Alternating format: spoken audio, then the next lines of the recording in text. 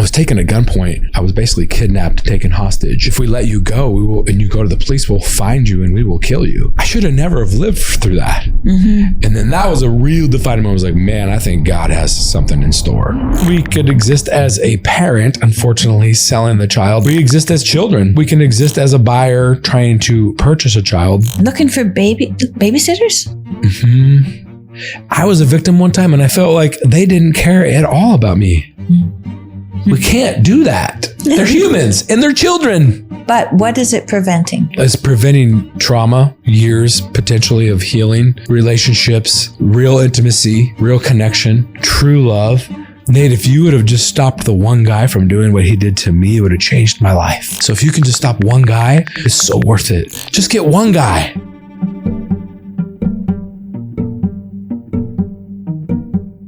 So Nate Lewis, nice to meet you. Nice to meet you as well. This might be something that mothers will be interested in, fathers too, families. And I like to talk about families.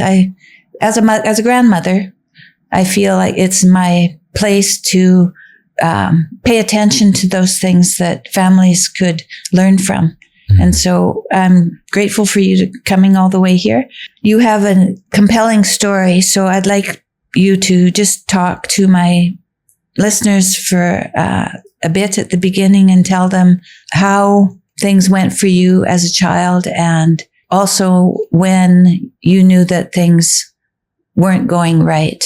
And then we'll get into, how you dealt with all of that. My journey really started in the late 70s, early 80s. It was a different time back then. Mm-hmm. And my dad and my grandfather was just from a different generation. And two of the greatest human beings to this day that I know are those two men. Mm-hmm. And it was just different times. And so, discipline was very physical mm-hmm. back then mm-hmm. as a child. And, that was part of my childhood. And that also trickled down with my brother. But being a child at that time, I got the worst of that physical violence for most of my my young life. And then it was about a week after I turned 12. We didn't have conversations about sex when I was a kid. We didn't have it introduced in schools. My parents made us cover our eyes from the kissing on TV and all that stuff. And to this day, I've never had the birds and the bees conversation with my parents. Then it was when I was 12 years old when I was introduced to sex from a stranger, and it was forcefully, and it was not something that I chose. I was completely unaware of. I was also told it was normal, but felt like I was dropped onto another planet, and that caused a lot of different things. And I actually didn't even tell anyone really about it. Probably 17 years later, I told my mom, and I haven't even publicly started talking about it until recently, probably 35 years after the experience of this happening. For lots of reasons, you just don't want anybody to know about it. And so I just went on with life and, moved past it. Didn't think I never needed to revisit it and have nothing to do with it. And then it was years later when, I was taken at gunpoint. I was basically kidnapped, taken hostage, in a gang initiation, what we understand. And that was probably one of the most critical points in my life. How old were you then? I was 22 at that time. Mm. And so even though I wasn't really a kid, I was officially an adult. I was still young. And I was put into a situation pretty instantly that I for sure thought I was going to die. And I've had lots of experiences in my life questioning them. And then certain things will happen and I'll say, well, maybe there is a God and maybe there is a reason. And this was one of those moments I truly, I think one of the things that saved my life that night was truly accepting death at that point in that evening. And I went through the whole thing of, I actually had to face two of them in court, go through the whole judicial system, which as a victim, I was not happy with at that time and felt like, what was going on there and the whole investigations was, wasn't really protecting me. And there was a lot of. Did you feel like you were under under a microscope, that they were looking at you? No, I feel like they didn't actually care about me. Oh, I see. They cared about their case, and they cared about having success so they could get promoted, is what it felt like. Yeah. And my safety, my fear wasn't validated because I didn't want to face these people. I didn't want to see their family, their friends, other gang members could show up to court. My identity, I tried to move. They took my ID. They told us at one point, we know where you live. If we let you go, we will, and you go to the police, we'll find you and we will kill you. Right. So, I was dealing with fear at that point too. The story's remarkable how I ended up, another God thing, because I became somebody that I wasn't. And that really was a safety survival mechanism to get me out of that situation. And it worked, I guess. How did you change? Well, I instantly became one of them, which was a criminal. And I had conversations with them about, it's interesting being on the other side, and asking them, like, have they been a victim? Not using that word, but essentially throwing that out there. I actually, at one point, I started freestyle rapping. I do not freestyle rap, okay? But they started laughing. And it was at that moment when one of the guys actually said, "Oh my gosh, white boy, you need a record label. You may walk tonight." And then I went, "Oh my gosh." And this was a while into it, because I had given up on life. I was just like, and I told them at one point, I'd lived such an incredible life, because they were threatening me over and over. And finally, I just told them, like, do it. I've lived such an incredible life, even at that young of an age, better than most people. I remember saying, I've lived such an incredible life, better than most people's lives, and I'm ready. So let's do it. Right. And I don't know if there were so many things that played into it. They ended up letting me go, which is critical to the story, because later when I said no, I dodged all the subpoenas. I did not want to go to court. I went and met with them and gave my story, and, drew the pictures, picked them out of lineup, all this stuff. And, but man, I did not want to go face them again. And they were telling me I had to, and I was, no. But they said to me, do you know why they're caught? Because you have a story to tell, to give a description of the vehicle and of them and certain things. And without this case, they may walk free, and then the next people, they will just murder them so that they don't get caught. So essentially, by you not testifying, you're putting other people's lives at risk. I was like, oh, you had to go there. Right. And so I agreed to do it from the judge's chambers originally until the night before. They called me and said I couldn't, but I wanted my name kept out of it. But I went in full disguise. So I had a full beard, dreadlocks. Like, it was, really? Yeah. I mean, I was scared. Yeah. I went into a 10-year, I don't even know. Well, the first 24 hours was insane. Like, legs crossed, dry heaving in front of a toilet. Like, just, I was going through some pretty severe trauma, what they had done to me mentally. And for 10 years after that point, I prepared for the next time that it was going to happen. I wanted to be prepared, right, for that. And your mind would have been saying, "Get ready." You want to know if it's going to happen again, so you have to be ready. So it must have been replaying. Was it replaying? 1 million times. Yeah, on replay. Could not replay. Did you wake up with it, or did it wake you up in the middle of the night? Well, for the first part of it, absolutely. It was. I mean, I couldn't even do anything other than think about it and visualize it and see it. Like all day long? Yeah, even through the night. As time passed, it got less. Yeah. But it would still revisit. And I would still, when I was in that 10-year window, and I'll tell you how it finally got healed from that, but I replayed all these certain things of what I would have done different and then what I would do. But I also trained for the next time. I was super aware, high alert all the time, just being prepared because I was not prepared. Right. In the first place. Oh, what do you think you missed? In your naivety, you missed something. In that moment, one, I was highly intoxicated. I was young and I was living in Los Angeles and I was an easy target. So I think being an easy target was probably part of it. Unaware of my surroundings. And then just not physically being able to apprehend somebody or know when a gun's put into your chest what to do. Right. And who does know that? Right. Well, like, I don't know that. Yeah. Right. And so 1 out of 10 who get into a vehicle with a stranger make it out alive. So I was pretty lucky to get out of that. So anyway, I went through the whole court thing and faced some of them. One of them was sentenced to life in prison, but my life continued to move on. And even though I moved on with my life, I was living in fear.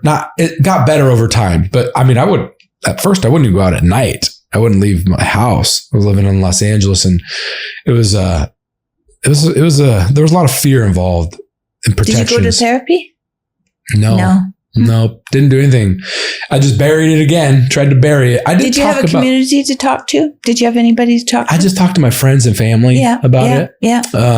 I will say this, going from an experience that I didn't tell anyone about ever to an experience to where I felt like I had to talk about it. We'll get into another part of my story, but I worked in Hollywood. And so it was actually Matt Dillon said to me one night, he says, "Have you forgiven these people for what you've done?" And I laughed out loud. Have I forgiven them?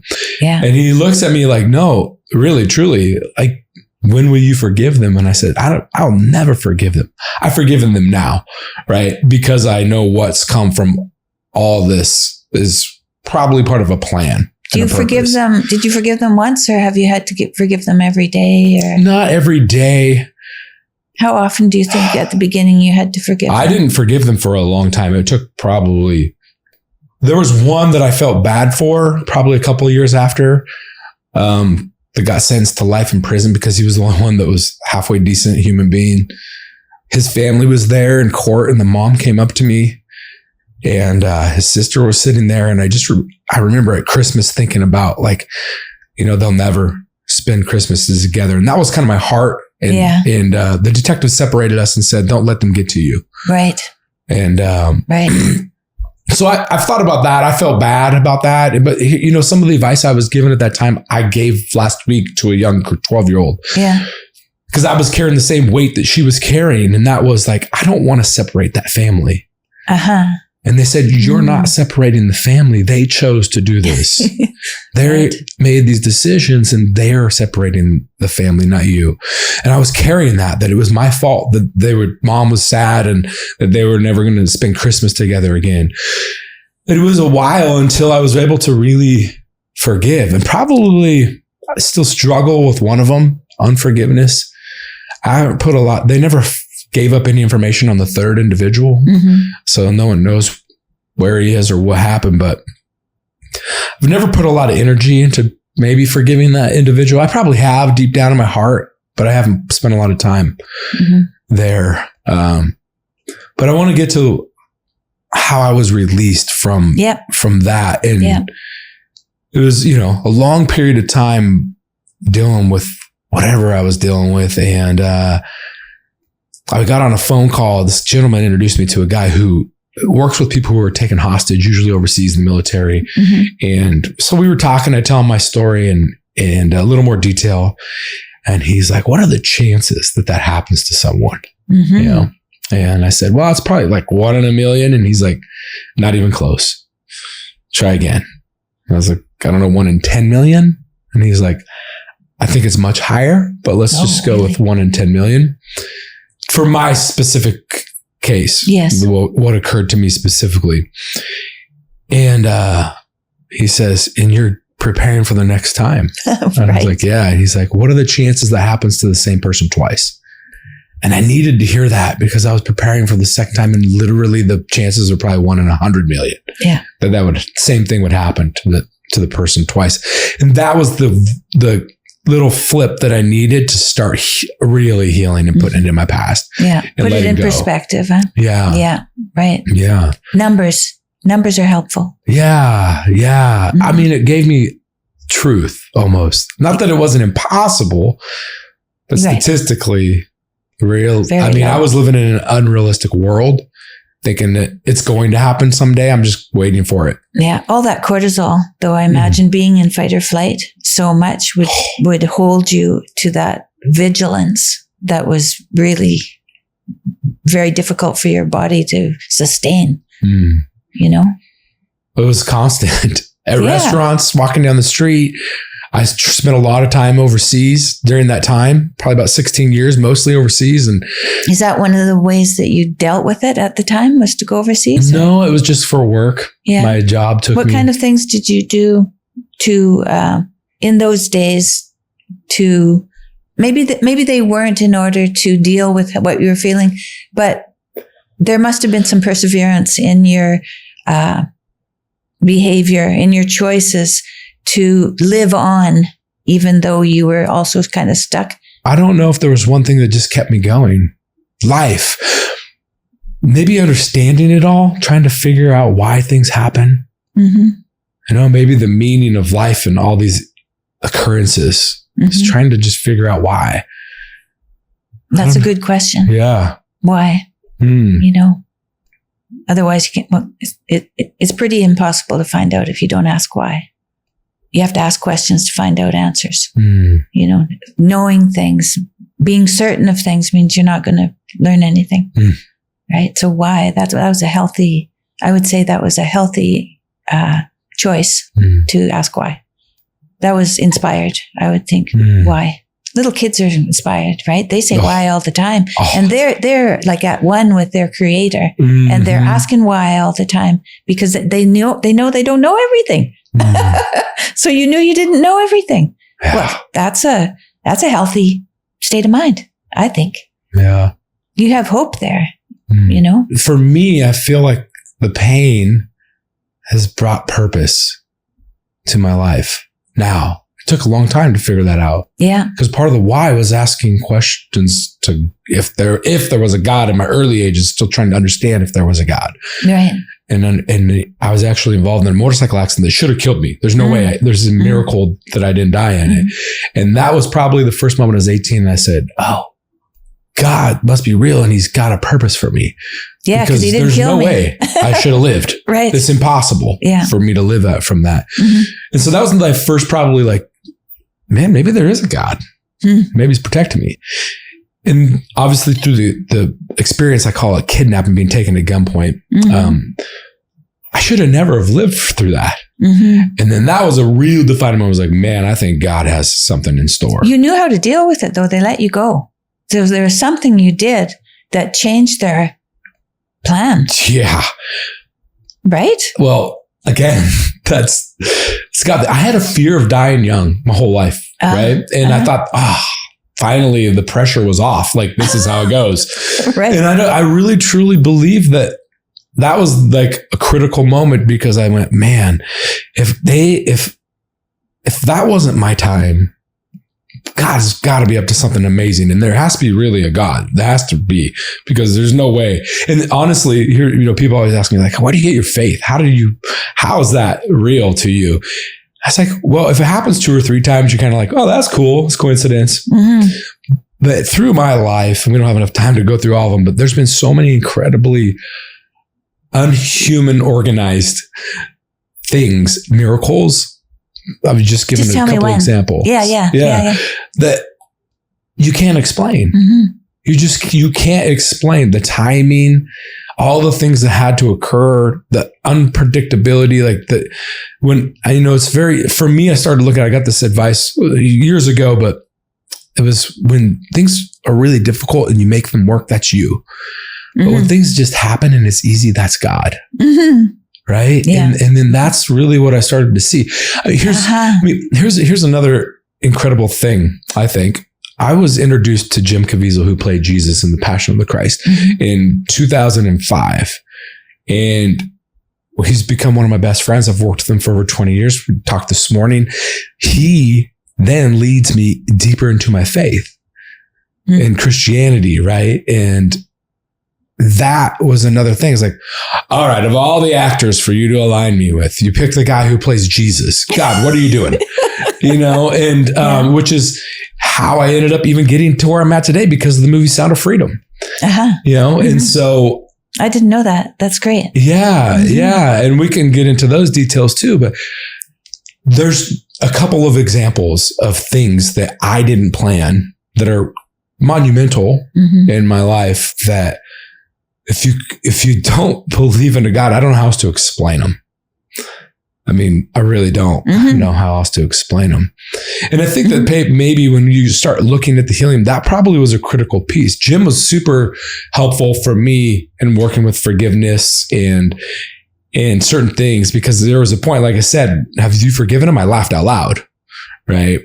Yeah. Right. And then when you start to understand and the grace and the peace and the joy, there's a person I can't wait to introduce you to who works for us, who was trafficked for many years. And when you hear about how she got peace and her healing, I mean, there's no better way to get healing than through Jesus. Honestly, it's probably the most effective way.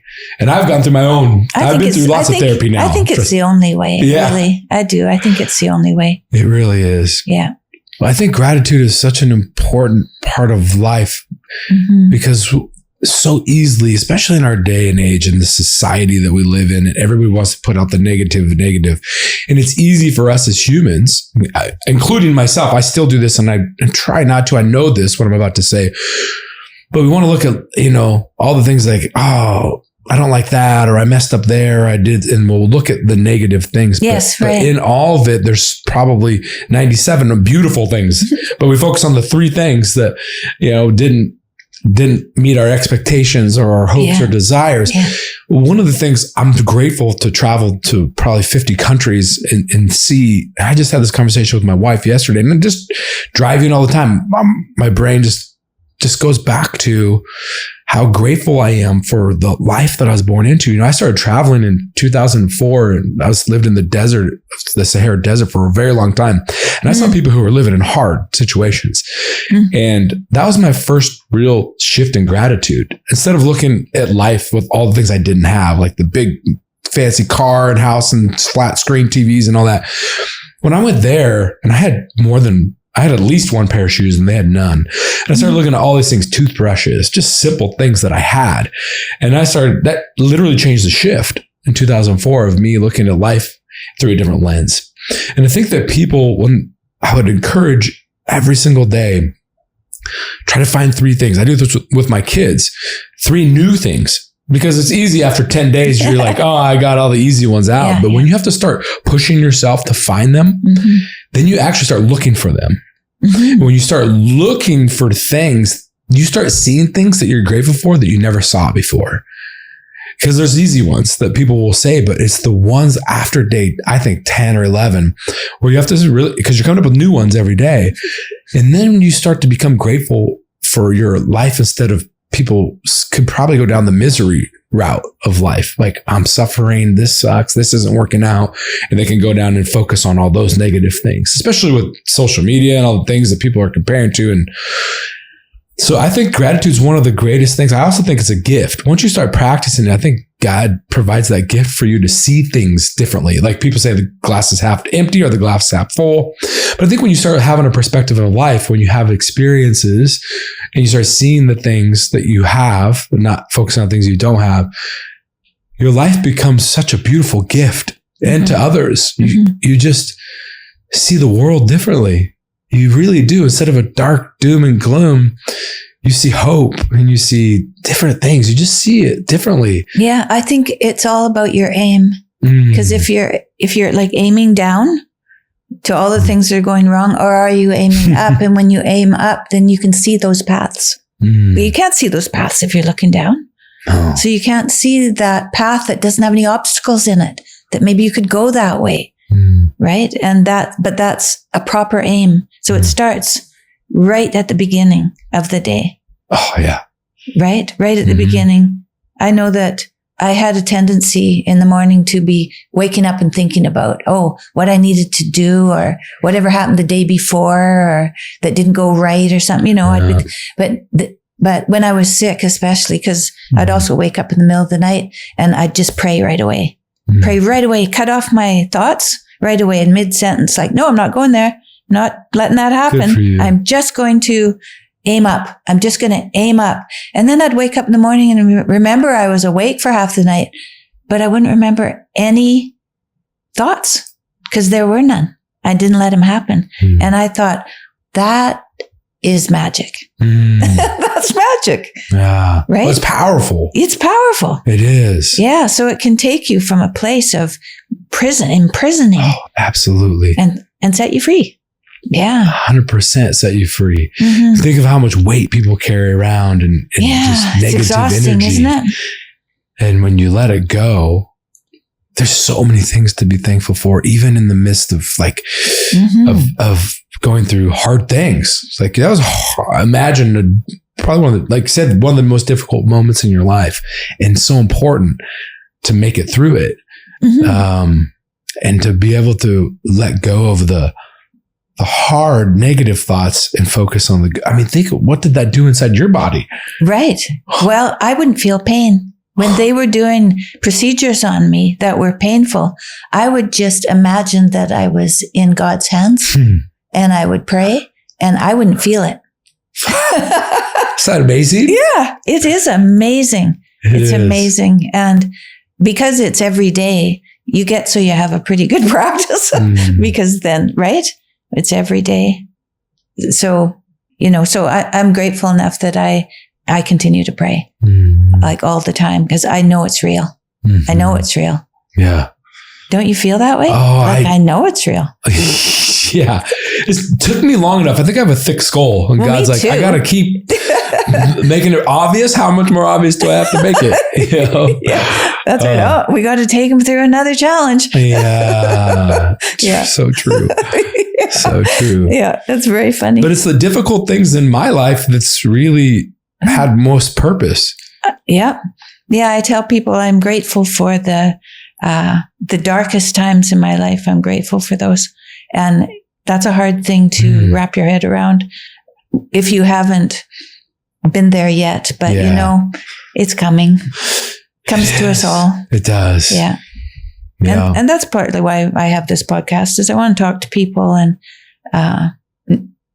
share the experiences I've had so that when those experiences happening, I give them some, just some tidbits of maybe you can pray, maybe you can find it, or maybe you can feel the light, look for the light and feel the light, even though there's a lot of darkness. Yeah. It's, being in that low point for me is actually more encouraging than being at the high, because I know in my life it's done this. So I know if I'm up here, like, what's coming next is probably going to be something. I don't think it's going to be severe like some of the things I've mentioned, but I know in my life that being down here in this valley, it's going to change at some point. Yeah, crisis doesn't last forever. It doesn't last forever. So can you intercept now a predator before there's any trouble? That's what we're focused on. Our focus is to prevent it from happening. Yeah. Yeah. So pattern of life behaviors online, and we could talk about this so much, but it's just really maybe an addiction. Patterns of life would be good to talk about. Yeah. I think understanding the science behind some of this stuff is important.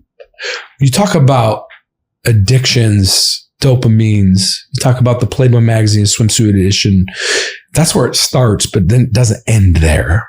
Right. And so what does the journey look like through the dopamines? And then just like a drug addict, a certain point it doesn't do, so they need more, or they try a different drug.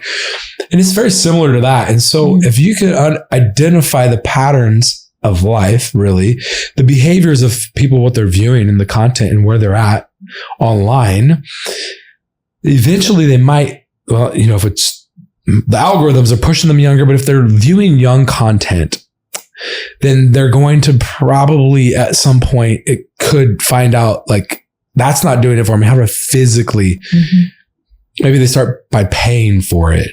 Right.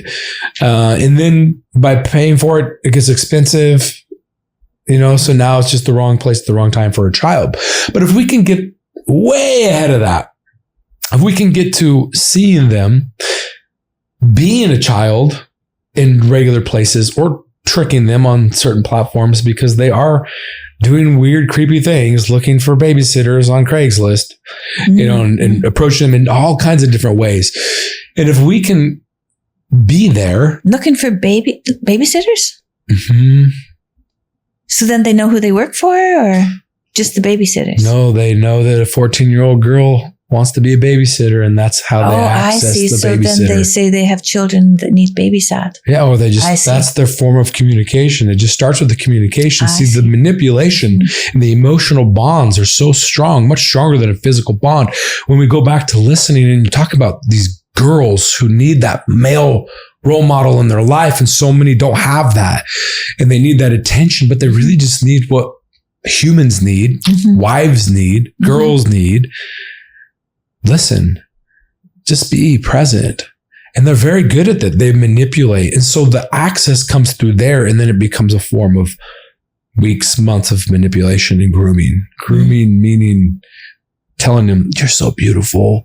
Oh, your mom just doesn't get you, building trust and all these things, right? And so they're communicating. That's just one form of how it works. But if we can exist out there online and they are coming to us, and then we can interfere and intercept, and there's pay for sex sites out there. So we can exist in all these different forums and platforms and spaces.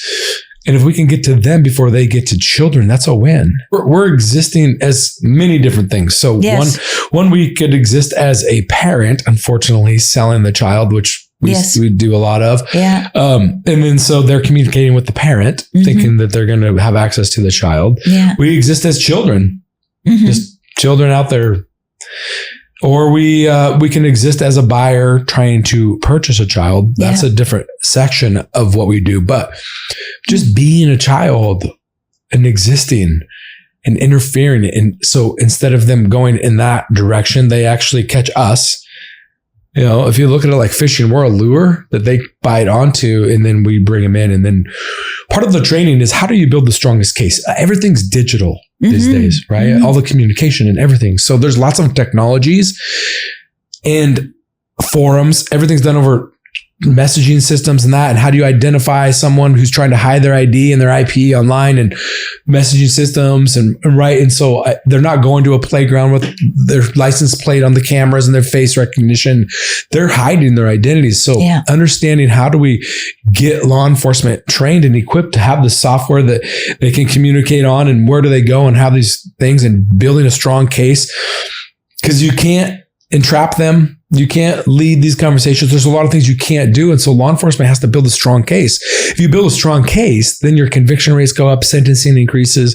So there's a lot of things that you need to do, not just be an investigator, but in a specific area in these crimes. Is that the training that you do with the police officers? Yeah. So we'll go into a community.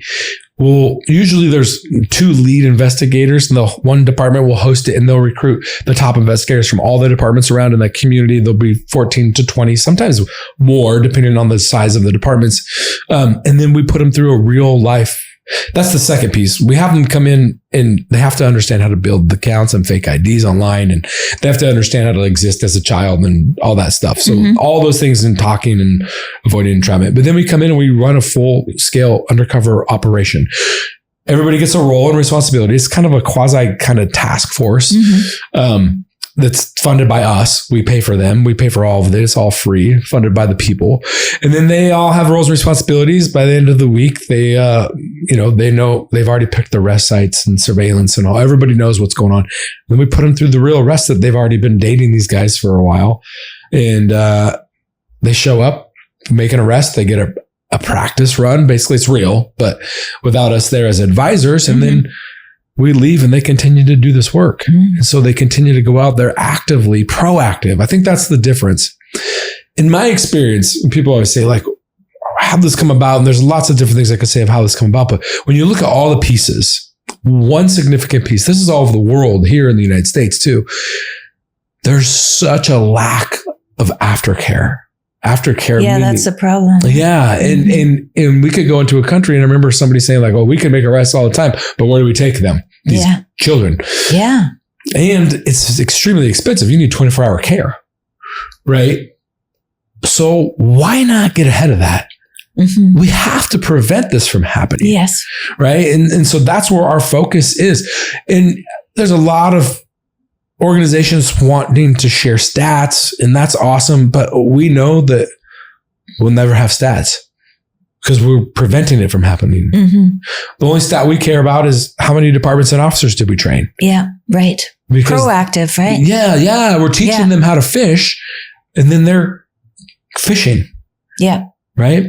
And so I will never know who we prevented this from. And that's the most important part. That's good. Yeah. That's the most important part. I don't want this to happen. Right. They shouldn't have to heal. No. You know, my friends are in the recovery aspect of it in healing or emergency care.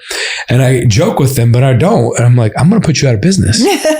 You know, I hope we can. You know, I hope we can actually, the insane amount of money that it costs for facilities and 24-hour staff and years. I mean, if we put a little bit of effort into the front side of this to prevent it, I think in 10 years from now, we could look back. Education's huge too, though. That's another amazing thing that we're doing with collaboration with many people, that joint effort of getting people educated and equipping people to go out and speak about this in their own communities. You know, and having this opportunity is just communities coming together. One of the feedback that we've received is, I love, you know, lots of people want to protect children. That's, you know, there's a lot of people. They're like, I am so grateful for this opportunity that we as a community could come together and raise a small amount of money to bring you guys into our community to train our law enforcement officers to be able to go out there and get these sick guys off the streets. And we feel like we were able to be a part of that. Like, we made that happen. And I was like, yeah, it's a win-win. It's really, we're just the bridge between the people and the police. It's just an avenue of how people can make impact in their communities, prioritizing children and making safer communities. One, through education, but also through actual law enforcement, which is an important component of this. Law enforcement has a lot and a long ways to go. They've shifted and turned in this area, but we have a long ways to go, honestly. And they need the training, which there's not a lot of, but they also need to see it from a different view. They're so on a cruise control of, I interrogate criminals, questioning. When you question a young girl, they feel like they're being questioned because they are. Like, that it's not true, that you don't believe me. That's what they tell themselves, right? There has to be a completely different approach. That's part of this whole thing. They're not criminals. Prostitution is different than being it's actually prostitution. Let's just talk about for a second, has been happening for thousands of years. It's called the oldest profession. Sometimes people know about this, and it's been going on a long time. It was actually, I think in Greece, from 700 to 300 BC, it was actually regulated by the government, and they took taxes from these people. They were identified by their clothes. Of course they did. Right. And it was just a known thing. That's part of human trafficking. People think that human trafficking is a new word to like get likes and follows and clicks and all that stuff. It's just a different definition. And trafficker is just a different definition. When you talk about pimp and prostitution, 80% of females in prostitution are forced into it. Or they grew up in it or something. Yeah. There's a certain way. And I have a specific, multiple times actually, a high leader in law enforcement says, we've tried to help this 16-year-old, but she just doesn't want help. But you can't start there. You have to go back in time. Understand, how did she get here? 16-year-olds don't end up here arrested twice. Now they have a criminal record. It's going to hurt them in the future when you actually want to give them the best future, right? And so where do you stop your cruise control of what you normally do because it's illegal and start identifying, how did you get here? What happened? Those are the questions. Actually, we tell them the first question you should ever ask is, what's your favorite meal? And then you go buy them that meal. That people are always wanting something from them. And as a law enforcement officer, if you're continually wanting something, you're no different. Yeah. And here's the other thing. A lot of these, I say girls because about 83% of these victims are girls. Now, there are boys. Sometimes we see not always, a high probability is a homosexual male wanting to abuse a boy. Not always. There are women who do abuse as well. There are also women traffickers because the men are abusing them, so they don't trust men. So the women would actually, they would be more of the trafficker or the pimp in certain aspects. But they've been trained that law enforcement, not only can you not trust, you're going to go to jail, you're going to get in trouble, all these horrible things. But a gal that works for us that I can't wait for you to meet, her story, as heartbreaking as it is, it has such a beautiful ending, and she's such an inspiration. But, they actually brought in, she doesn't know to this day if it was a real police officer or a fake police officer, but they questioned all these girls. And then the one who told the truth, they never saw again. So they're putting it into their brain, do not tell the truth to law enforcement, right? And then they actually go to law enforcement finally, and they have a terrible interaction.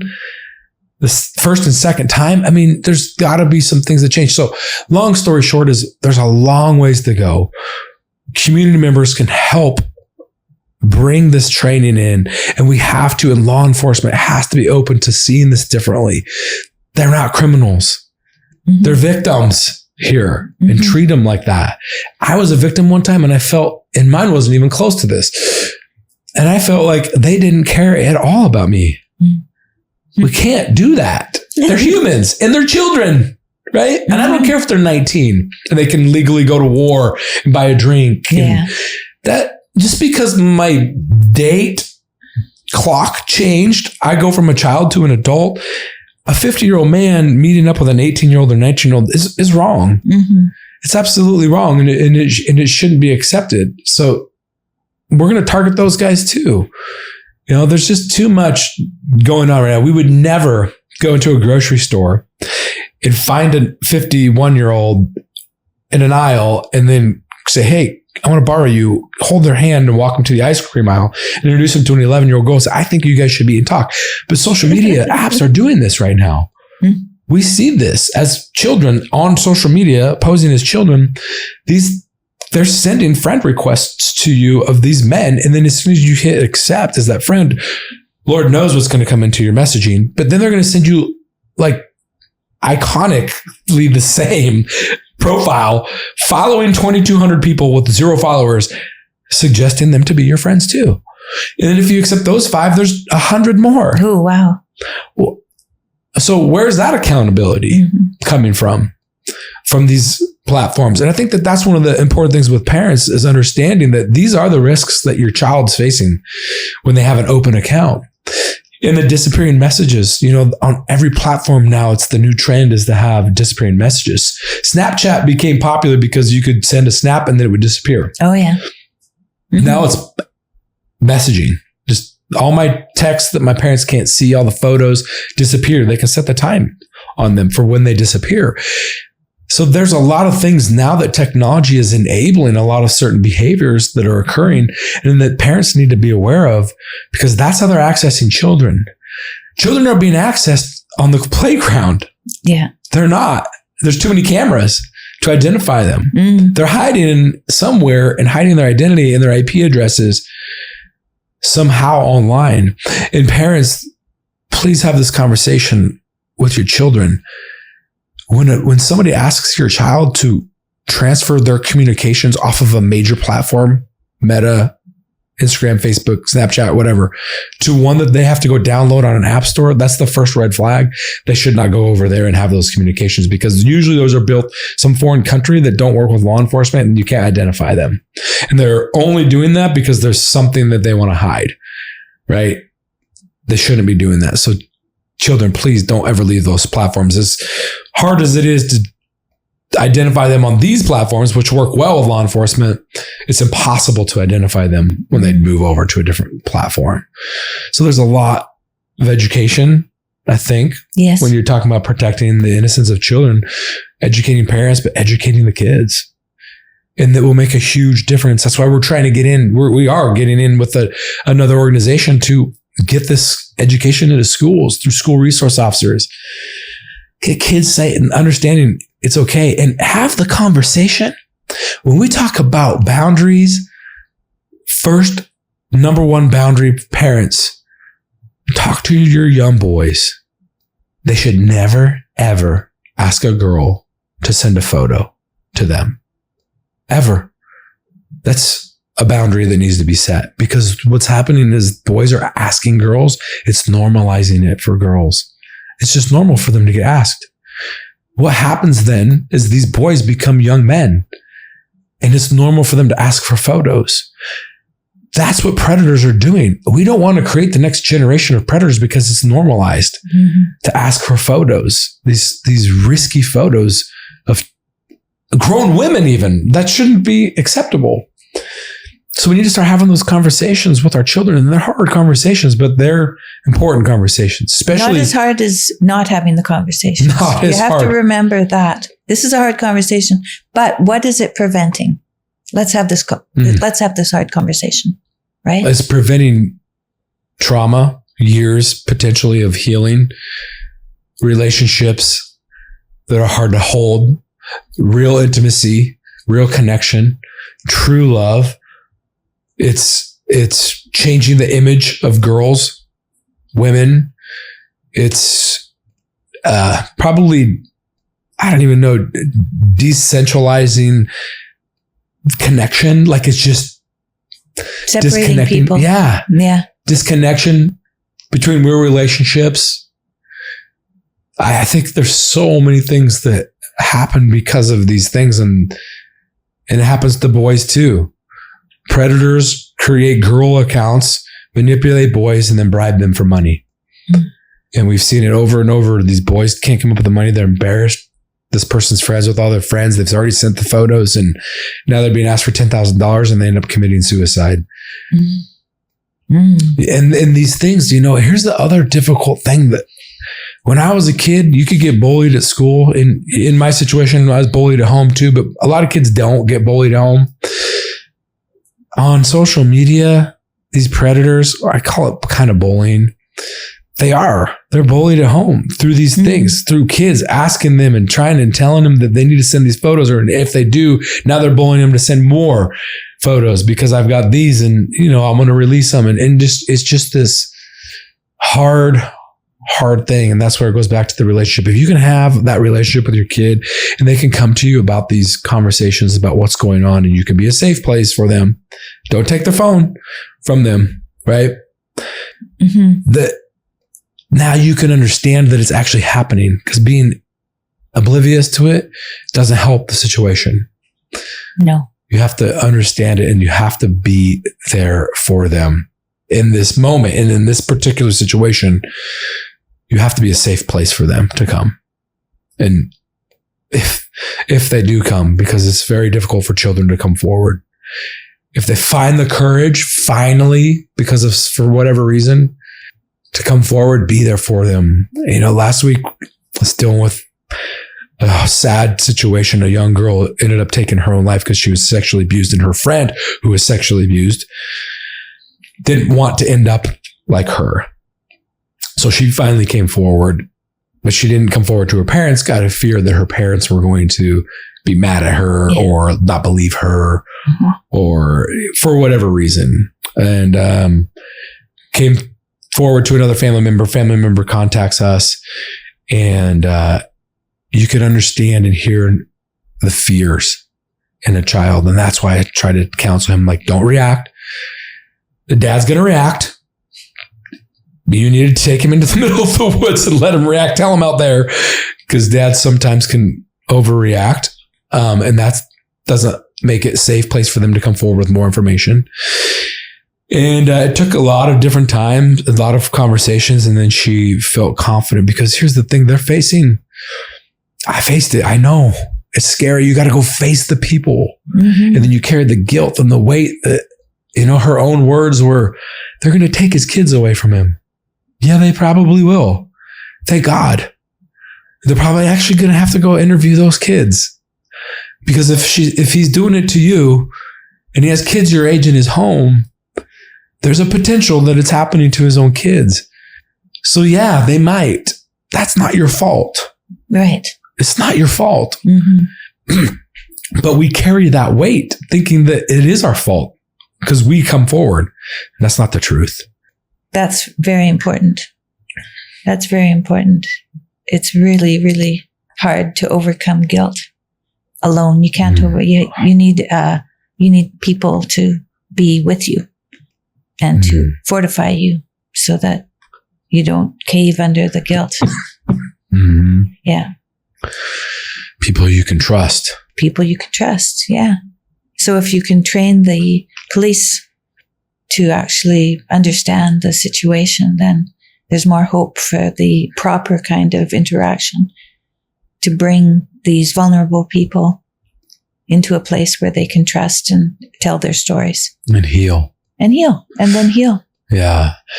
I think law enforcement's so focused on getting all the evidence and all the details in the story and everything perfect immediately because they have huge case loads. They've got a lot that they're dealing with. And so understanding that these things take time. These are a little different. They take a little different approach and they do take time and your case will be stronger and more solid if you allow them to present all the evidence. And so it takes time. Yes. And there's amazing advocates out there too that work with these individuals. There are organizations that strictly are there and help them through the process. We actually, in the organization that I worked with, do incredible things. They built mock trial courtrooms. Oh, yeah. Because I know firsthand walking into that courtroom and seeing those people's face in real life for the first time again since that occurred is difficult. And your body naturally goes into a different state and you could freeze up and forget. And so they did practice with me certain things and likely these questions will come up and certain things, but they actually would build these mock courtrooms so that the person could go in there and feel like, okay, this is what it's going to be like. So that when they go in there, it's not the first time. It doesn't feel like the first time where they freeze up on the stand. You know, there's interview rooms that are being built now, which is incredible. These interview rooms, you know, part of the issue is, you know, these girls have to go through medical exams, tell their story to doctors, tell them to detectives, and they got to tell them to somebody else. In my case, they sent me over to West Hollywood Police. I gave the whole affidavit of my police report, and they're like, "Oh, this happened on that street? Oh, wrong police department. You need to go down to Los." And I was like, "No way! I'm actually going home."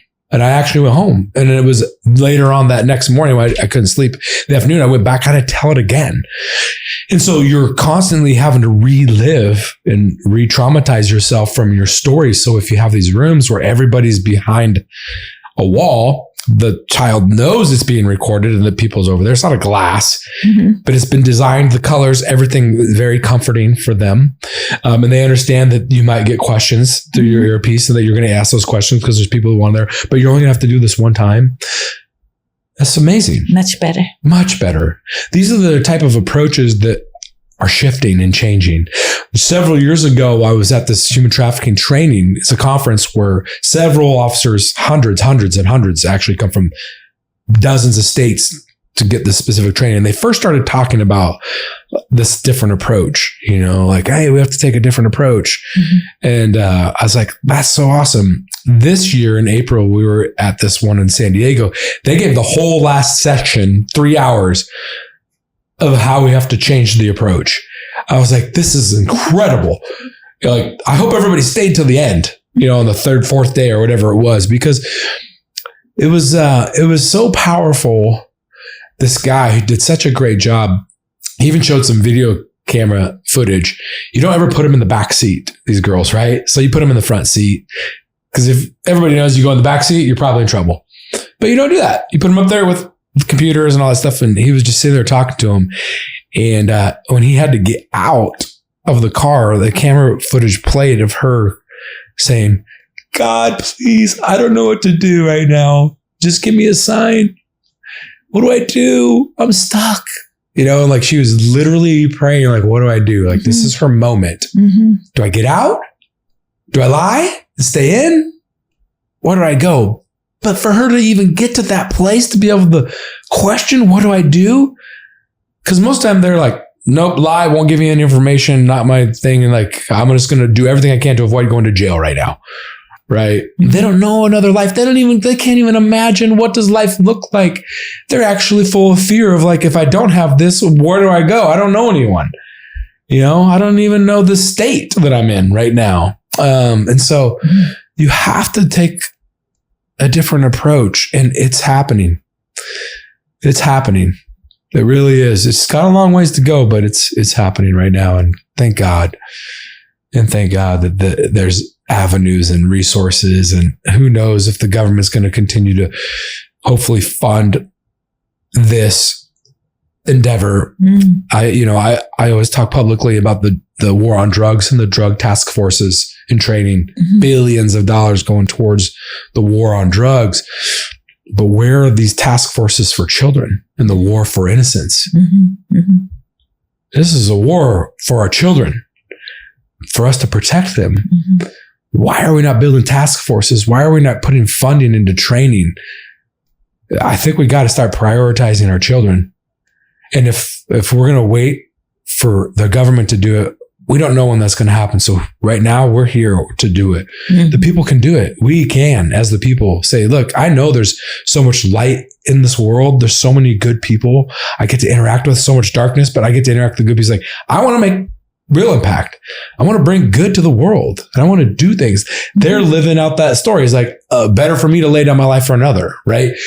Whether it's through sacrifice or selflessness, they want to do something for strangers that they don't even know. I don't know, but I know that I want to help prevent this from kids. And so there are people willing to help this. And so law enforcement, send us an email.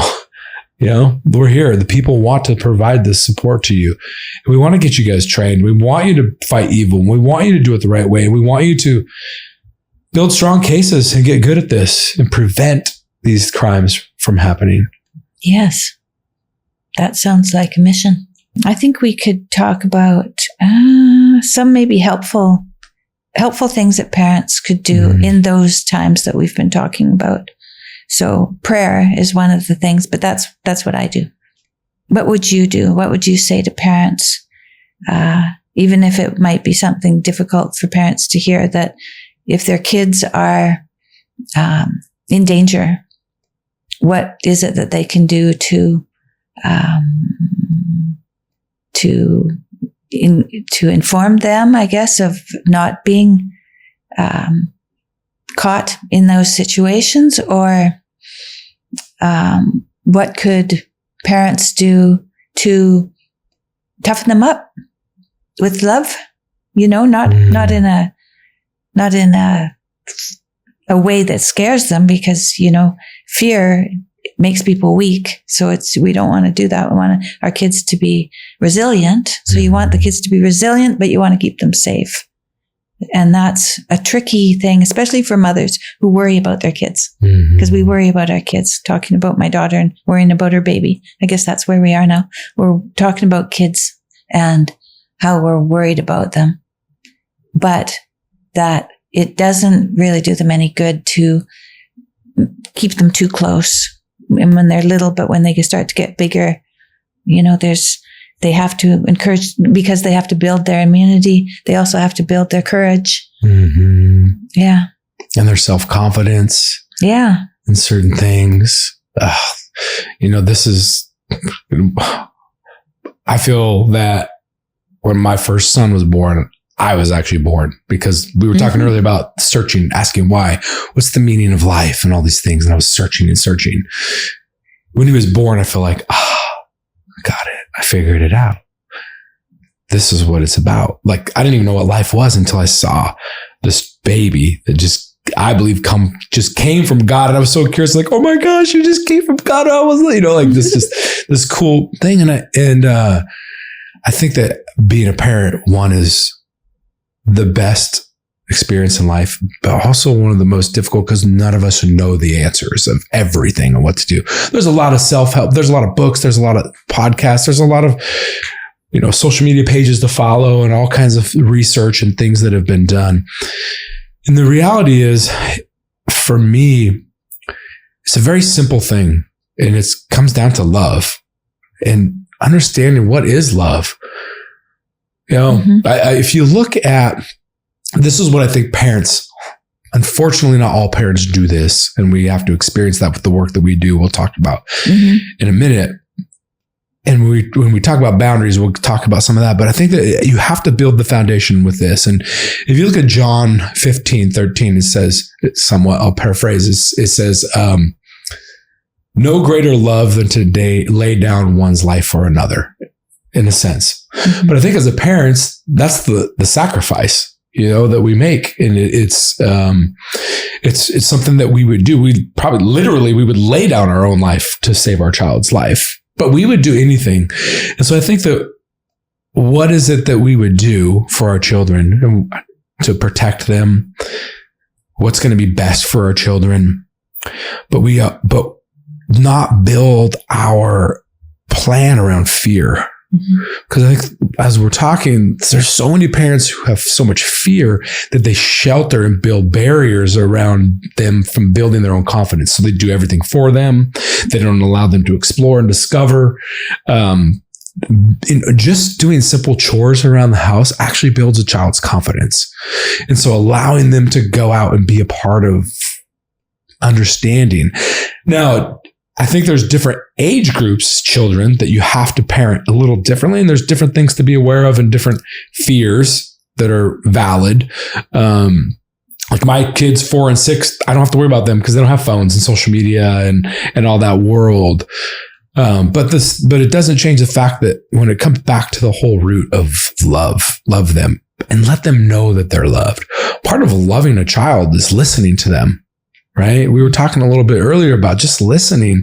And I think that, we fall into this trap too, is sometimes we think on our age brain development and not as a 4 and 6 year old's brain development. So we don't understand where they're coming from. And to us, it might be nonsense or why they're throwing a fit or whatever they're talking about or why they're sad or their brother took their toy and they're emotional or whatever. But when we go back and revert to that 4-year-old, it makes complete sense to them, And so how are we coming from a place of love instead of saying, hey, quit crying. Hey, you're fine. Meet them right where they are. Like, I understand that is a sad moment. And then that wasn't right. Did he ask you? And he just took it, and you can walk through those things, but you have to validate to a certain extent where they're at. I think, because that's real to them, not just wipe away their feelings and their emotions. I think that those things were generational things that were passed down as like, hey, don't cry. You're tough, toughen up, and not understanding because we're all different. I'm different than my brother and he may not react a certain way and I may in certain things. And so when it comes down to the love for your child, protecting, it's such a difficult conversation because we're in a different time right now. Where before things were very simple and it was easy to teach manners, what to look out for, snakes in the creek, real dangers. With today, with technology and the phone and the world at our fingertips, it's such a different digital age. And I think when you're talking about parents and the fears of what kids at a certain age start facing is the reality of the world, because their circle isn't their classroom anymore. The circle is the world now. Yeah. Wow, that's too big. It's enormous. Yeah. Because not only does your child have access to that entire world, the world has now access to your children. Unless you put parameters, barriers around your children and safety nets. I think there's an important discussion to have. One, parents, my age and older, we didn't grow up with phones or internet and social media. So it's hard for us to teach our children about them, especially when they're changing all the time. There's new platforms and there's new technologies inside those platforms. And so understanding them sometimes is difficult for a parent to really have those conversations with them. Or there's parents who are deeply involved with those and have a stronger relationship with their social media presence and all that stuff than their own child. Yeah.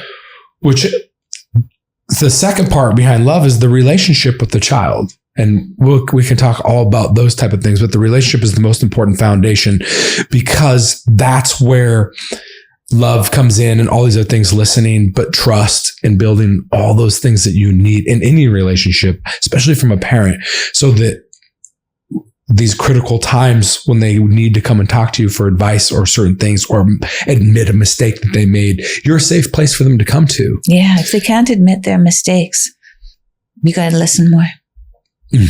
Yeah. As parents, we're so quick to want to fix and tell them what to do. Yeah. And a lot of the times these children, just like humans, we don't need you to fix our problems. We just need to listen. And it's the same thing. And going back to the social media thing, it's such a hard thing. We deal with this all the time in the work that we're doing now, trying to protect and preserve the innocence of children. I don't think, my personal opinion is that you avoid completely phone, social media, internet, all that stuff, because at some point they're either going to see it through their friends, they're going to get it themselves. And so you think you introduce it to them? Well, I think there's stages that you introduce certain things. My kids are super young still.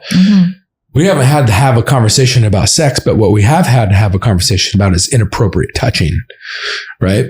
Because it's just the reality of the world that we live in. That you see it all the time in the news, and we deal with it as children are being abused by doctors, babysitters, coaches, and so what is an appropriate touch, even from their own friends, because their siblings did it to them, or their siblings going to do it, at a sleepover or whatever it may be.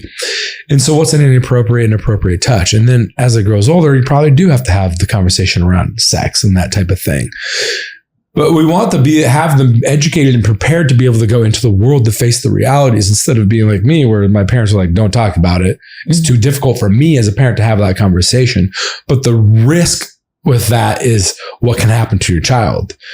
Because I could, and others could be groomed by your first introduction is, this is normal. This is okay. This is what happens. Oh, your parents didn't tell you about this? And then they can form any of your thoughts and beliefs behind that. And so I think that it's important to have those conversations, but also including social media. And, I use this example often. When our child turns 16, we would never just throw them the keys to a vehicle and say, be safe out there. Right? They go through a lot of driving classes, courses, hours, testing, driving with somebody else. We put all the airbags around them. We want to make sure they're safe, and being aware of this and looking out. What does a yield sign mean? And what are all those things to make you safe behind a vehicle? I think that is similar to that. When you give a child the phone, and if they're going to go on social media, now there's lots of apps like the airbags that keep you safe. Bark's a great one, Canopy, and there's some other ones you can look into, but these are parameters, kind of barriers, and really just transparency for a parent to see and have that trusting relationship with their child. They can still have their phone. They can still do the things, but we can set, I think, safe boundaries where you can't go into explicit content, right? I don't think a 14 or 15-year-old needs to be viewing explicit content, since our world doesn't have regulations on a lot of things, including pornography and certain things and access. I feel like I have to safeguard my children from that. Absolutely. Right. And when I was a little kid, my dad had Playboy magazines in the basement, ones that he had collected but didn't any longer read. And we moved to a new house, and it had a basement that I could play in. So I was down there quite a bit by myself, and I found those magazines. And I didn't know what to do with those magazines and those images in there of those beautiful women. And actually, Playboy's pretty tame now compared to what you have today. Oh, yeah. And, really thinking about what my childhood was like, I didn't know what was appropriate and what wasn't, because I had information that was beyond my years and I didn't know what to do with it. But I was aware of it and curious about it, and thought that if I was going to understand it, I should practice it. Well, you're too young to know where the boundaries are. If nobody's giving you any boundaries, then you're going to try this and that and this and that and find out, so, and that was just a Playboy magazine. Yeah. I can't imagine what the kids have now. So it's really important that people be very careful with the boundaries on pornography. I want to stay on that example, because there's a lot of people, including myself, the first, I couldn't watch anybody kiss on TV. So the first naked thing was a friend's dad had a Playboy magazine, and I had no idea what that even was. Right. Yes. So a lot of people, that was their introduction yes. to it. Mm-hmm. Sad and harsh. The reality is that the Playboy magazine these days mm-hmm. is an actual photo of a grown adult at times sending that photo to a child. That's their first, some people, that's the first message that they see and we experience that. We pretend to be children online to go after and hunt. I see. To find these predators that are doing these things. And as we're pretending to be a 14-year-old or 11-year-old, we see what is going on. And I call it that innocence onion. You can slow groom it and peel that onion away, or you can just start punching it and destroying the innocence of a child, which I think is the most valuable commodity on the planet, is the innocence of a child. Mm-hmm. And when a child that's 11, 12, 13, 14 is not just seeing a Playboy magazine, which like you said is somewhat tasteful nowadays, mm-hmm. seeing raw, real images, it's traumatizing. Yeah, it's traumatizing for sure. And then where does it go from there? Well, it probably interrupts their relationships with their playmates because they don't now know where the boundaries are. Like you said, what's appropriate touch and inappropriate touch. And what's appropriate to send back and share. And let's follow this story because this is real stuff that's happening these days. And I think that it's important to understand that it's in that moment when the child comes forward to the parent and say, look, I know I probably shouldn't have been messaging with this guy. This is what occurred. Who's going to say that? What child is going to say that? Well, they're going to hide that, aren't they? Well, most of them probably will, but not if they're being educated. Right. One of the things that we're helping develop through one of my board members who's a school resource officer is getting this education into schools. And he's already done it. And now he's getting it into actually several schools. And it'll be officially public here soon. But how do we educate the children? People always want to educate the parents, and I'm all about educating the parents. Yeah. But they're not going after the parents. But if we educate the children and we let them understand that this is how it occurs, this is what happens, this is how you report it. If you don't feel safe going to your mom, go to your school resource officer and share this is what occurred. They're usually the front line of defense. They can now take that into the investigation department, and the detectives can now go in and investigate this individual. Mm-hmm. But the children have to feel like it's not just me. This is happening. I'm not alone. Mm-hmm. And know that it's okay to report it. Right. And also, man, it becomes so complex because individuals reporting in certain things, there's lots of fear. They have the unknown. What's going to happen? What do I do? What's next? And what are my parents going to say? Are they going to take my phone away? Am I going to be grounded? Like all these things. Again, having that conversation to be clear with your communication and transparent about, if you're coming to me to protect your own self from something, you will never be in trouble. And then you actually have to do that because that's what you want your child to do, is to come to you. And we do that in our training for law enforcement when they find these young girls that they used to think are criminals in prostitution, but are now victims, not volunteers.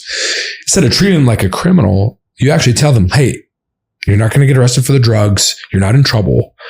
Because that's the first thing that's on their mind. Oh my gosh, I'm going to get in trouble. Mm-hmm. Right. The same with the child. They're confused. Mm-hmm. And if you go to the police, what does that mean? Mm-hmm. So it's really about educating them and understanding and letting them know that what that did to them. And sometimes they won't know for a while what the kind of trauma that's caused, but we want to prevent that from happening to other children. So how can they get involved and use that to protect other children so that it doesn't happen to more children? But that's the unfortunate thing, is that's the identity of a child right now, unfortunately, is related to the number of followers and friends that they have on social media.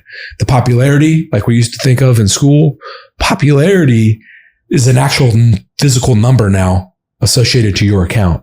And people can look at your popularity score. Oh, right. Mm-hmm. And so kids are like having these open accounts and letting the world in. And parents, I would advise you to just look at the followers on your kids' accounts. Start looking at who's actually stalking. You could call it following, or you could call it stalking. Who's stalking your children? Watching their every post daily. And then think about, is that what you want? And I could go down rabbit holes about what do they do with those photos and how are they communicating and why, and the slow process of grooming and all those things. But as a parent, we have to have these conversations. They're hard. And I say this though, these conversations can be hard, but I can tell you what's a lot harder: healing from the trauma that occurs if you don't have these conversations, because that's the risk if you don't. And putting those safeguards and boundaries around your children, it's so important to protect your child. You have to do it for them. That goes back to not literally laying down your life for another, but you have to do that out of respect to your child. Right. You're responsible. You are responsible as their protector and as their guide, as their source of reality and truth. Like you said, the kids are always asking, why this, why that? And they're coming to you as the direction for their life, and the answers. You are responsible for their, up to a certain point, you're responsible for their setting them off on the right path, because they can drift, in a different direction. And they will drift. Yeah. If they're not given direction, they'll drift. So this whole idea of, freedom, is it free to be left in the middle of the ocean without a boat? Is that freedom? Or do you drown?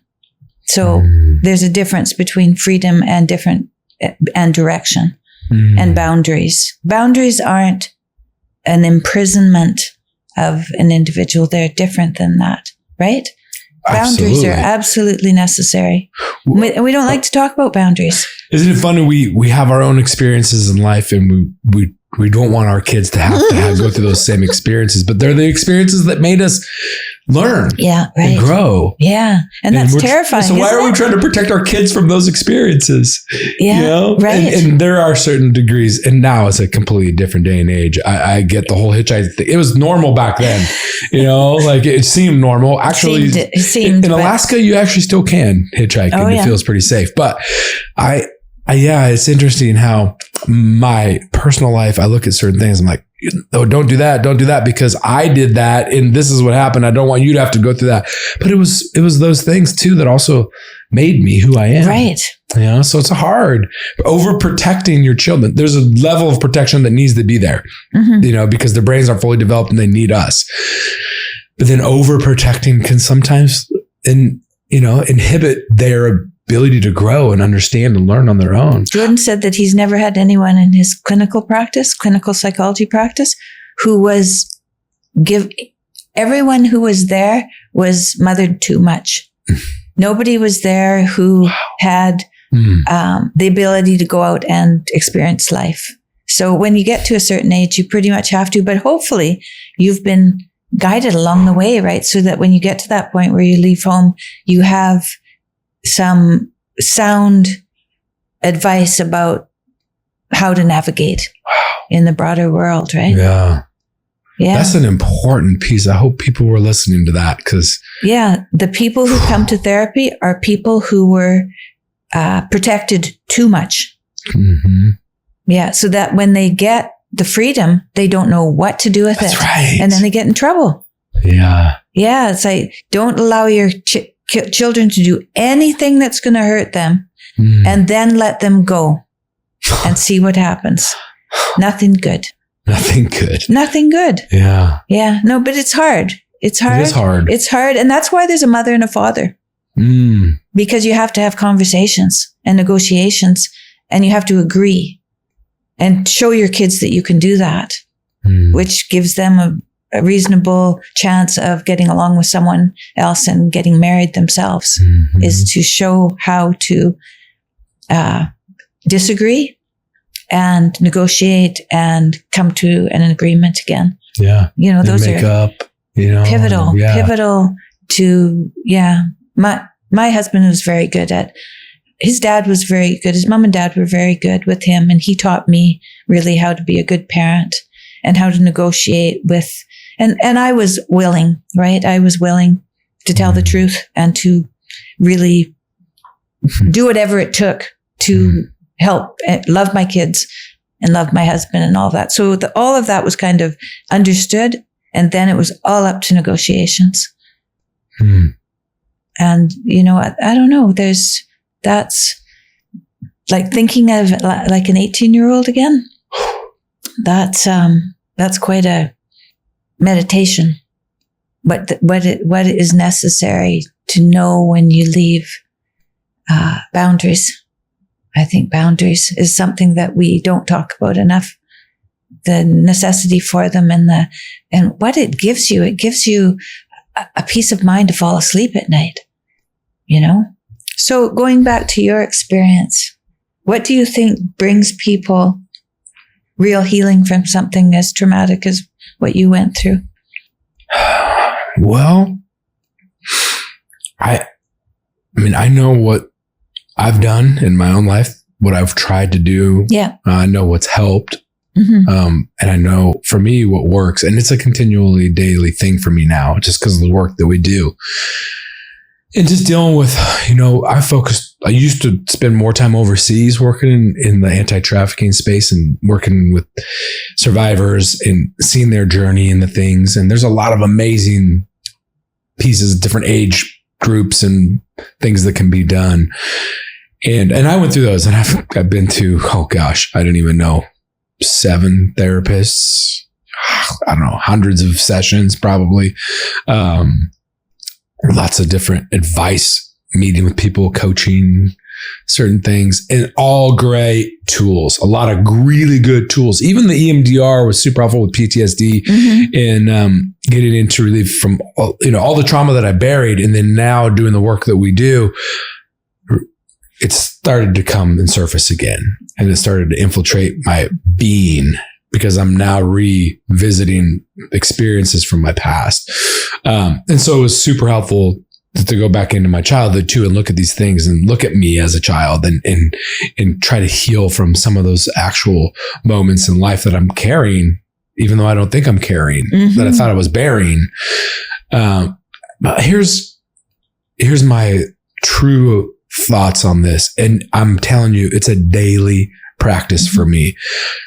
Because of the darkness that we deal in and because of the trauma of my life and the work that we do now, I could live in hate, anger, bitterness, resentment, all these nasty negative feelings and emotions constantly. And it affects me, it affects my family. For me, thank God I finally put it really into play and made it a super priority. Was every single day. This is just my routine is I don't turn my phone on for the first hour. I just leave it quiet. And usually I'm up way before everybody else in the house and I spend 1 hour in solitude. I try to at least get 1 hour in. I choose to get into the word. And I feel that sets me up or resets me from the previous day, so that the momentum doesn't keep building, where the chaos and momentum might grow in the day and then sleep.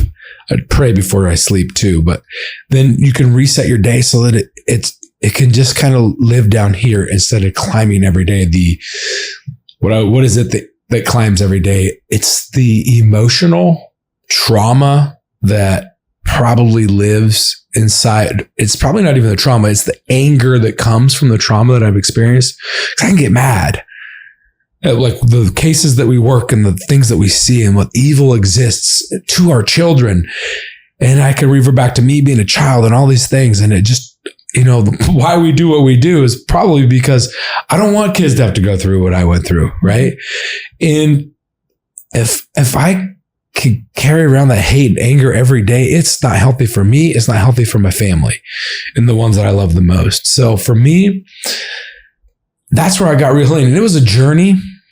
It's been a little bit of the last few years of a real journey of understanding that I can be free, that I can get peace. I can get that grace. Just like what you were saying, like the pain can actually be taken away. And that's what I have to ask for. I do music as well. Sometimes I'll find a song this morning on the way in and I just hit repeat because it just provides certain healing to me, inspiration, hope, different perspective, gratitude. The song was actually called Gratitude by Brandon Lake. And that helps me tremendously. I am not perfect. It is not 100% bulletproof, but I'll tell you, I am way better than I was 4 years ago. Because you have to do the work. You have to put in the time. For me, I do. Only because I've seen now the benefit of it. And now it's a habit like brushing your teeth or eating breakfast or putting on your clothes. That time in the morning is probably the most valuable time to me. I don't know how often people go into solitude in their life. Usually they first turn on their phone and right before bed, they turn off their phone, right? But the whole time in between that is phone access. There's enough chaos going on in the world that when does it shut down and just be quiet? I'll share a really cool experience. This was another amazing monumental moment. I spent 100 and some days in the woods of Alaska, just living out there, doing some research for a project. And it was about day 21 when all my thoughts disappeared. I thought every thought I thought, then I ran out of thoughts. And it was the first time I really understood, like, be still, but be still, know that I am God. And even though I had already had a relationship with God, I wasn't fully diverged in it, but it was really about this just being still. Oh man, that was amazing. That was the catapult to what later became one of a difficult moment in my life, like day 81, and it started raining, and we are not meant to be alone, right? And facing things that you don't face, or I didn't, because I kept myself busy, right? And so I don't have time to face those things. And you can't run away from them when you're by yourself alone in the woods for a long time. It was also a critical moment. I wonder now, actually sitting here, I didn't get married till I was 40. Relationships were not always there. And I could blame it on my work life. I could, whatever it may be. But it was during that time when I was alone for so long, and I forced myself to go 100 days. And then I left and I came back and did more, but I barely made it 100 days. And I realized in later part of those days that no matter what, I know for sure now I don't want to be alone the rest of my life. And I was okay with not getting married and having kids, I had a career, I was doing great. But it was at that moment where I was like, I could give it all up. I can get rid of all my stuff because I'm literally living with a campfire and a tent and not very much food. And I don't need all that stuff. So I guess that solitude changed my priorities in life too. And that is what will happen to people when they start looking into I call it really solitude, because it's really silence, and just the noise of the day goes away and you can really start clearly thinking about things. So in that solitude, I came back and I actually was open to being in a relationship. I met my wife now. We have kids. And even more than that, it was shifted to where I was going to leave my 20-year career that I built and put all this energy and time in. And I did. I left it for 7 years. Started my family, reprioritized everything. And I still struggle literally today with that work-life balance, because I always want my family to be the priority. Because I had a life without the family, I know what that's like. I don't want it, but it was in the solitude of being silent without the noise that I could discover and get clear on what it was that I needed and go through certain healing and understand, even with the relationship and my own things, and it's continual, what I need to do. What I need to do. And part of it was saying, I'm open to this. I'm open to it. And letting God kind of do the rest. Yeah. And it will happen. Yeah. Yeah. And what I've experienced in doing that too is I might have that map all lined out for the day. And in that hour, or even this morning, I think, we're going to talk about all this stuff. And then in that, I realized that goes back to listening. Yeah. Instead of just asking all the time, I need this, help me with that. Yeah. Right. Like, when you actually go to the quiet place where you can actually hear and not talk and just be still, you can actually listen and hear what God wants you to say and do. And your map will change for the day. Yeah. Of course, correct. for things that you thought were a priority. And then you realize that was a good idea. This is a better plan. Yeah. And so for me, that's been critically helpful for me. Like I said, the chaos will come throughout the day, but in that moment, in that hour, one, it grounds you, resets you, but it helps you. If you listen during that time, it'll guide you on where you should be spending your time that day and energy. Yeah. And also through the day, sometimes an inspiration will come and you'll think, I should do this now or say this now, but is this the proper time? And so just a little bit of pausing, a pause and a listen to see, is the timing right? Because if there is no time for this, then it's not the right idea and it didn't come from the right place. But if it is the right thing, then the time will come and I just have to wait for it. Yeah. And the time does come and it doesn't always come that day or that week. But if it's supposed to come, it will come. And often when it comes, I share whatever it was and I don't even realize I'm sharing it. It's like, oh, that's when that was supposed to come. Yeah. It's not even mine. Oh. Isn't that wild? Oh, I love that. It's a way that I discern things is like, give it 24 hours because I can get excited, right? Like, oh, I'm doing that. Yes. Yeah. Yeah. And over years and with the help of my wife too, but I'll give it 24 hours and then 24 hours later, sometimes like, you know what? I'm so glad I didn't do that. Right. Right. Yeah. Yeah. Right. And you might still do it 7 days later. But Yeah. But that's a hard one for me. It was a hard one for me to learn. Oh, it's a hard one. Yeah. It's a hard one. Giving it time and patience because I want to get so much done constantly. If something happens, I want to do it now. Oh, yeah. And I like to have things done. Yeah. I definitely do. So I really need to do this. Yeah. It can't wait. So it's very important that I pause and listen and pause and listen and pray. Otherwise the day is just mine and it's fiercely mine. And that's that's forcing it. And then you don't see the path that has least resistance in it. Right. Run into obstacles all the time. If you're running into obstacles all the time, you might be forcing your way. So best to just stop, listen, pause, and see if maybe there's a better way and that easier. You hadn't even thought about, right? Discern. And you, like I said, when it's easy, that's God. Yeah. Maybe if you're trying too hard and things aren't coming together, maybe you need to pause and be like, maybe this isn't what I'm supposed to be doing. Yeah. And even for teenagers, even for everyone who can bring it to mind that they need to listen. If you're, old enough to do that, and you can teach your little kids to listen and to pause. You can teach them. It's a good practice, right? To know that that's in your toolbox of behaviors that you don't know what to do. Oh, well then let's just listen, look around, see. Let's see if we can see a path that doesn't have any obstacles in it. That'd be fun. Yeah. Yeah. It's a grandma thought. Yeah. That's a grandma thought for sure.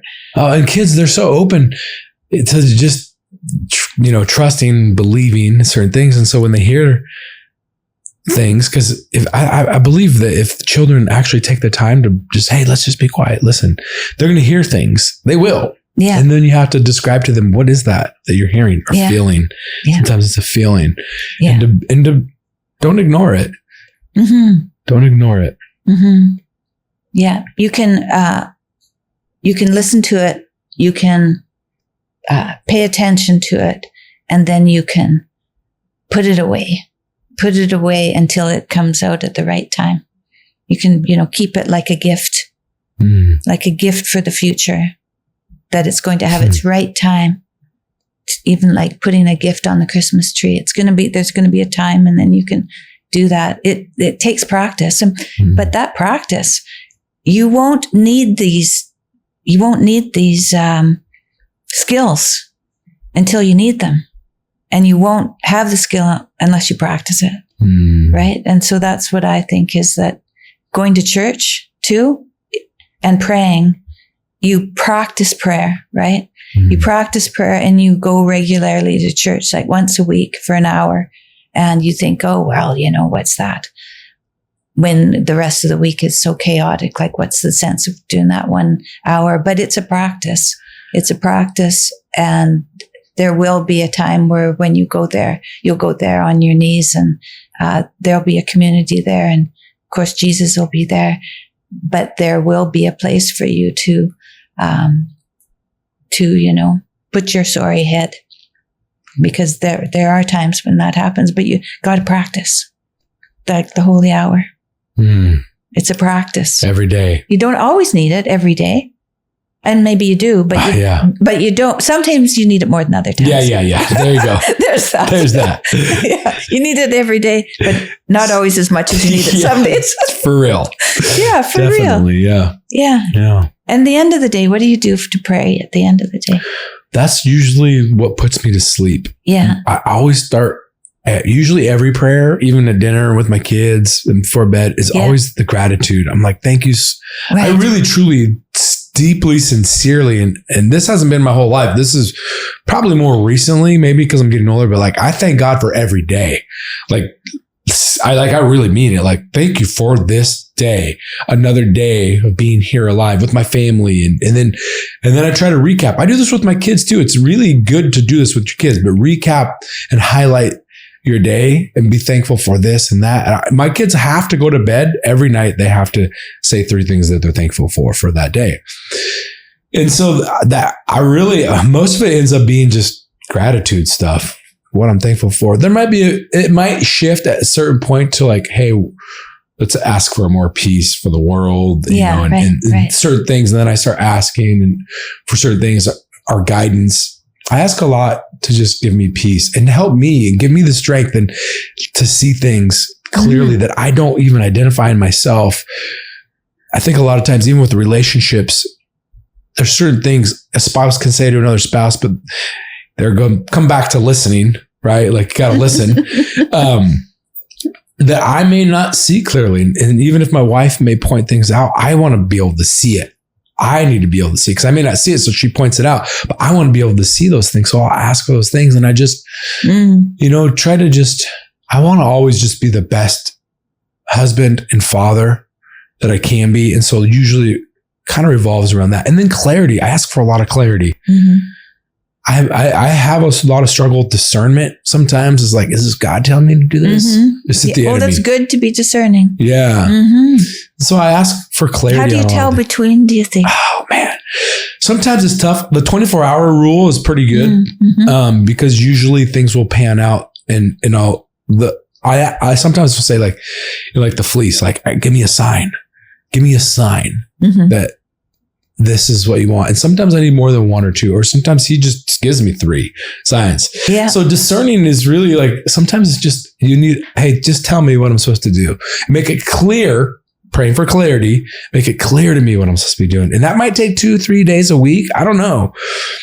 But I usually just pray about it, ask for clarity on it.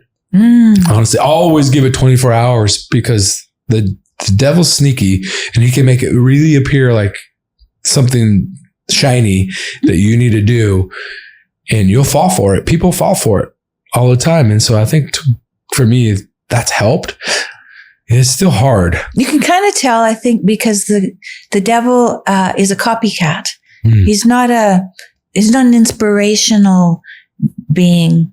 So he's more, so if it seems familiar, if what you're doing seems familiar, then you got to really think it through to see where this comes from. But if it really seems new and it's something of goodness, well, then you know, that that's God. But I think when it's something that's familiar, you got to be like, oh, that's familiar. Been here before. Is this truly something that's inspired? Yeah. Sometimes this takes a lot of practice. I feel people say, oh, I follow my gut. I follow my heart. I follow my instinct. I follow the spirit. So I can feel sometimes, not all the time, but there's certain moments where I feel God's telling me, like there's a feeling. I think it's the Holy Spirit just saying, I'm guiding you in this direction and I'll make a decision. And So I'm just trusting, and people are like, well, you're crazy. I'm like, I know, but I feel this one. I feel this. Like it's not like I hear an audible voice. I feel the presence. Is that when you're on mission? Like when you're out in the field?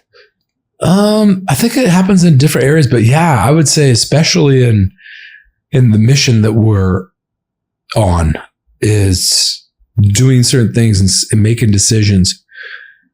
Making decisions sometimes is actually easier than you would think when your goal is to protect and preserve the innocence of children. So everything's focused around that. So most decisions are made, but there are a lot of things that, and I've gotten, not pushback, I would say questions from team members or certain things, but I know it's certain that we need to do this. And that doesn't, part of it maybe comes from personal experiences. And when I think about specific ones, right now we're really into training law enforcement how to go after the buyer. The buyer creates the market, right? And so, and it's also easy. It's kind of a first stage of kind of trainings that we provide free to law enforcement. Where I came from was more focused on the recovery of a human that's trapped into slavery. And that's where we're going next is an advanced level. And I've felt that. Part of what drives me though is because I've seen it and I've seen the children. And without those experiences and being a child of certain crimes and the injustice and the evil out there, but even more what drives me, that probably was the seed that was planted. And then we didn't get into all this, so why I was in so much therapy. But when I started going on these missions into foreign countries and seeing aftercare homes and children and hearing their stories and story after story, that's what caused me to go mentally in one direction, but it also was the fuel that I needed. But it's because of those experiences of why I say, no, we have to do these things. And that's a feeling. I don't know if that's what God planted along all those seeds and all those ways. Like he put in, he's like, I have zero doubt. There's zero doubt. Like that's our next move is to get into organized crime, focusing on the recovery and rescuing victims out of slavery, essentially. So I know that's a feeling. I don't know where that feeling comes from. Like, is that God? Is that experience? Is that, empathy? But that one's a strong feeling, that's why I say like that one is not a one I got to pray about because it's overwhelming. There's no doubt inside of me. And well, how many you've probably done your 10,000 hours? Probably. I think my wife is probably telling me you need to take a time out, take some hours off and then go back and do another 10,000. But I think maybe that's part of God's plan. I probably put in too much time and that's one of the hardest things I'm still working through, but I've made progress in is when you have a mission that's such a purposeful, that's so personal. Yeah. How do you balance that in your life?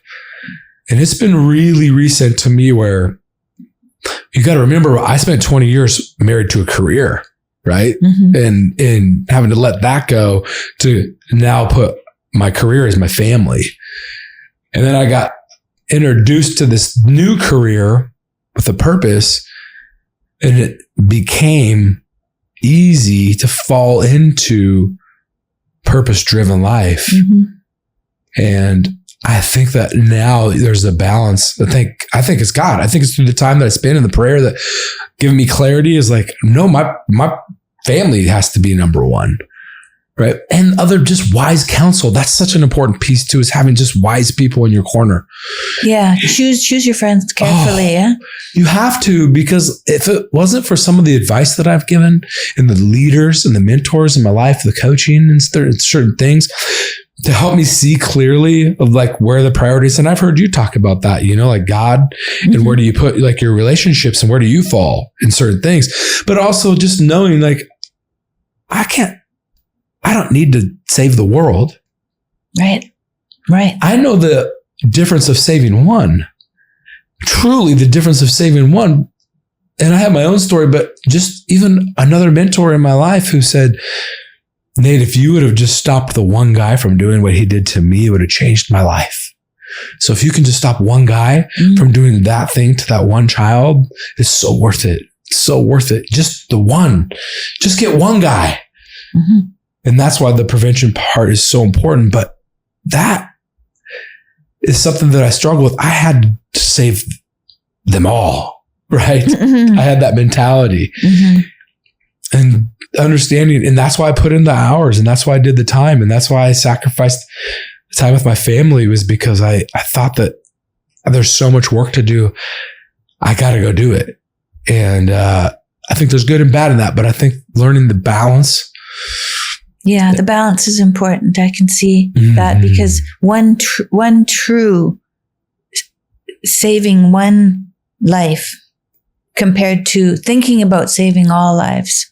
One's theoretical and one is truly real. Right. So coming back to reality and recognizing that you need balance is that's real. Yeah. That's real again, and brings you down to reality. Yeah. That's why we need two parents and kids, is because we can get carried away with our dreams and with our missions. We can get carried away, but service to our wife and our family, or our husband and our family, daily service, then brings things down to reality, and you become effective in the day. Right? In the day. Right? Think about, we're talking about maps a lot. And I think for me, the guide, and why I'm in the Bible every day, is because I get these beautiful pieces. What does God want? He's pretty clear. But if I think about what God wants, he wants me to prioritize the most important thing I could do is prioritize my family, my wife and my children, because I'm going to leave a legacy far beyond the impact that I can make, because my kids can go make more impact than I ever will. They already are making impact in their circles of children that they hang out with. I bet. Strangers at a pool, beautiful stories that I see what they're doing. And I have that responsibility.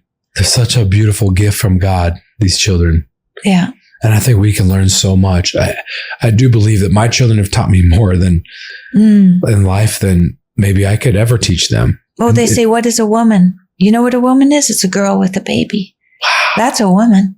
I believe that. That's a woman. Because that's, like you said, when you start to grow up. You'd already worked for 20 years, and then you had a wife and a child, and you thought, oh, this is what it's all about. I was born that day. Yeah. I feel like it. I was too lost searching for so much, and then the answer came. Yeah. And praise God. It still drives me. It still drives me. Part of even the name, which we changed the organization name to The Innocent, which was a beautiful God story. That's a beautiful name. The Innocent. It was a completely different name. And God dropped that to me on church with the logo, which is the T for the, and I for the Innocent, which is basically a T with a dot over it. And it looks like a little kid. And that's why I think God asks us to be childlike. Yeah. Let go of all the hurt and the resentments and stuff that we have. And so that's why we're here to preserve that. That's what we do. Preserve that as long as possible, because it goes away at some point. Thank you. Absolutely. Thank you. Absolutely.